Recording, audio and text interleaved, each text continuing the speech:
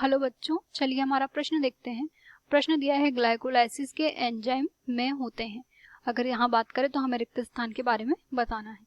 इस प्रश्न के अंतर्गत हम यहाँ पर देखते हैं प्रश्न की मुख्य अवधारणा को।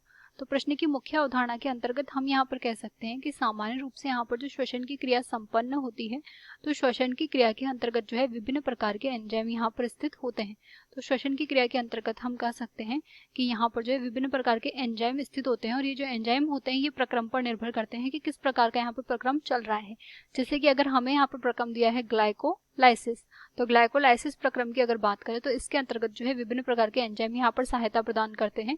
जैसे कि हम यहाँ पर कुछ एंजाइमों की बात करें तो इसके अंतर्गत एक एंजाइम होता है जिसे हम हेक्सोकाइनेज के नाम से जानते हैं। यह यहाँ पर सहायता प्रदान करता है ग्लूकोज को ग्लूकोज 6 फॉस्फेट में बदलने में।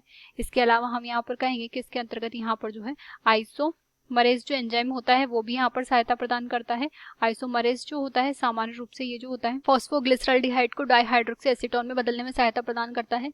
इसके अलावा यहाँ पर जो है इनोलेज होता है जो कि पायरुवेट को पायरुविक अम्ल में परिवर्तित करता है। इसके अतिरिक्त हम यहाँ पर कह सकते हैं कि यहाँ पर फॉस्फोफ्रक्टोकाइनेज भी सहायता प्रदान करता है। तो यहाँ पर जो एक एंजाइम होता है फॉस्फोफ्रक्टोकाइनेज भी होता है जो कि फ्रक्टोज 6 फॉस्फेट को फ्रक्टोज 1,6 बाइफॉस्फेट में बदलता है। तो अगर इन सभी एंजाइम्स की हम बात करें स्थिति की, तो हम कह सकते हैं कि ये सभी एंजाइम जो होते हैं कोशिका द्रव्य में स्थित होते हैं। तो कोशिका द्रव्य में यहाँ पर ग्लाइकोलाइसिस की क्रिया संपन्न होने का कारण है कि एंजाइम जो होते हैं कोशिका द्रव्य में स्थित होते हैं। तो अगर हमारे प्रश्न को देखें तो उसमें दिया है ग्लाइकोलाइसिस के एंजाइम कोशिका के, यहाँ पर हम लिख सकते हैं कोशिका द्रव्य में होते हैं। इस वजह से जो क्रिया संपन्न होती है वो कोशिका द्रव्य में होती है। आशा करते हैं आपको ये प्रश्न समझ आया होगा। धन्यवाद।